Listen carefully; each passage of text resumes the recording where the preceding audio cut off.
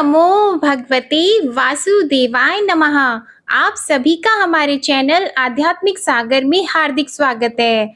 आज मैं आप सभी के समक्ष आषाढ़ मास महात्म्य का अध्याय 16 प्रस्तुत करने जा रही हूँ। आषाढ़ मास महात्म्य के प्रथम 15 अध्याय हमारे चैनल पर अपलोडेड हैं। आप उन्हें प्लेलिस्ट में जाकर सुन सकते हैं। तो आइए शुरू करते हैं आषाढ़ मास महात्म्य का अध्याय 16।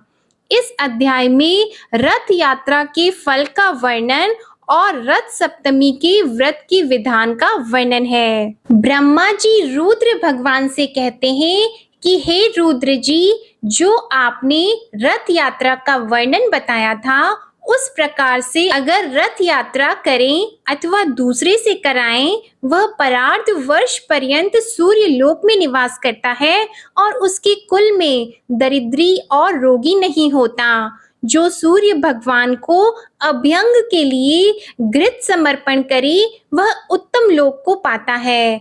गंगा आदि तीर्थों से जल लाकर जो स्नान कराता है वह वरुण लोक में निवास करता है। जो लाल रंग का भात और गुड़ नैवेद्य लगाता है वह प्रजापति लोक को जाता है। जो भक्ति से भगवान सूर्य नारायण को स्नान कराकर पूजन करता है वह सूर्य लोक में निवास करता है। जो पुरुष रथ पर सूर्य नारायण को चढ़ाता है, रथ के मार्ग को शुद्ध करता है अथवा पुष्प, तोरण, पताका आदि से अलंकृत करता है, वे वायु लोक में निवास करते हैं। जो नृत्य, गीत आदि करके बड़ा उत्सव करता है वे सूर्य लोक में जाते हैं। सूर्य नारायण जब रथ में विराजमान होते हैं उस दिन जो जागरण करता है वे धन, पुत्र आदि से सुखी होते हैं।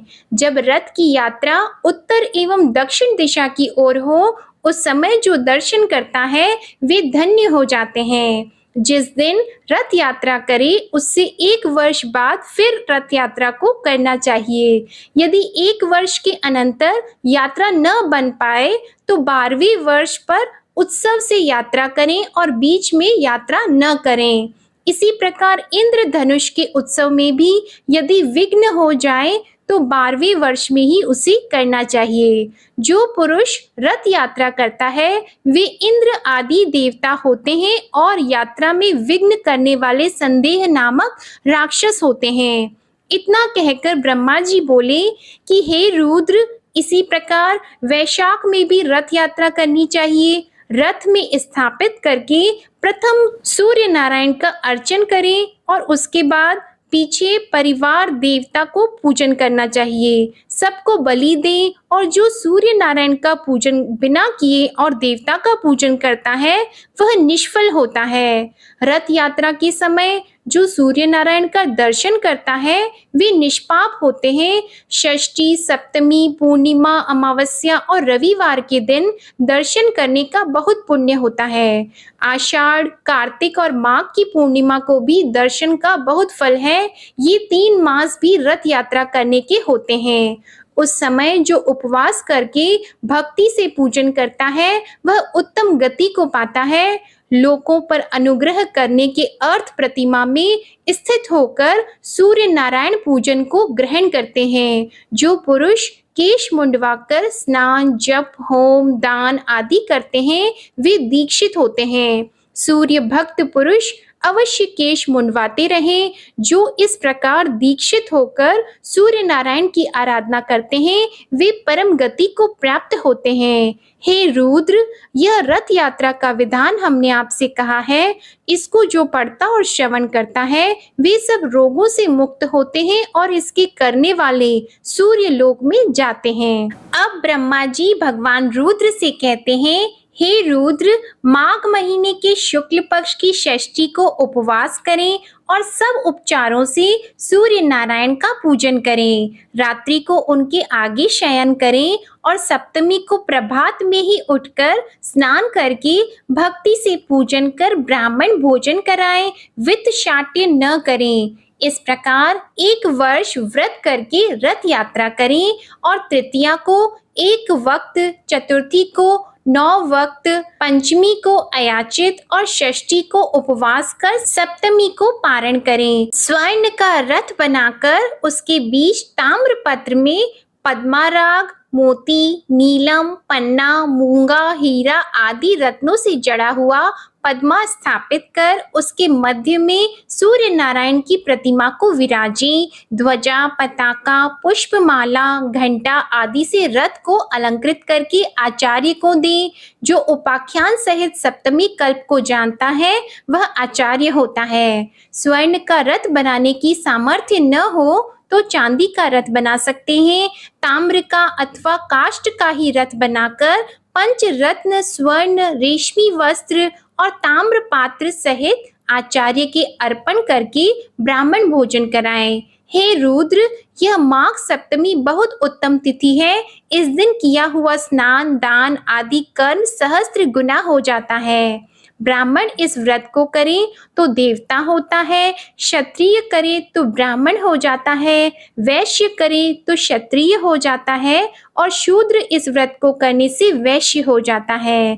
कन्या इस व्रत को करे तो विद्या, विनय आदि गुणों से युक्त पति को पाती है। विधवा इस व्रत को करे तो फिर किसी जन्म में विधव्य नहीं होता है। अपुत्रा स्त्री को पुत्र मिलता है। यह रथ सप्तमी का फल और विधान हमने आपसे कहा है। इसके श्रवण करने से भी ब्रह्मा हत्या आदि पातक निवृत्त हो जाते हैं। इसके पश्चात अब आप सुनिए राजा शतानीक द्वारा की हुई सूर्य भगवान की प्रशंसा। सुमंतु मुनि कहते हैं कि हे राजन, इतनी कथा कहकर ब्रह्मा जी अपने लोक को चले गए और रुद्र भी अपने धाम को चले गए। यह रथ सप्तमी का विधान हमने वर्णन किया। अब आप और क्या श्रवण करना चाहते हैं? यह सुमंतु मुनि का वचन सुनकर राजा शतानीक ने कहा कि महाराजा, सूर्य नारायण का प्रभाव मैं कहाँ तक कहूँ। उनके अनुग्रह से युधिष्ठिर आदि में पितामहों को सब प्रकार के भोजन देने वाला अक्षय पात्र मिला, जिससे वन में भी ब्राह्मण भोजन कराते रहते हैं। उनका महात्म्य सुनते सुनते मुझे तृप्ति नहीं होती, जिनसे सब जगत उत्पन्न हुआ है। दोनों हाथों में ब्रह्मा, विष्णु और उनके ललाट से रुद्र की उत्पत्ति हुई। अब मैं यह श्रवण करना चाहता हूँ कि ऐसा मंत्र, स्तोत्र, दान, स्नान, जप, पूजन, होम, व्रत, उपवास आदि कौन सा कर्म है जिसके करने से सूर्य भगवान प्रसन्न होकर सब क्लेश निवृत्त करते हैं और संसार सागर से मुक्ति देते हैं। वही स्तोत्र, मंत्र, रहस्य, विद्या, पाठ, व्रत उत्तम है जिसमें सूर्य नारायण का कीर्तन हो। वह जिह्वा धन्य है जो सूर्य भगवान की स्तुति करे।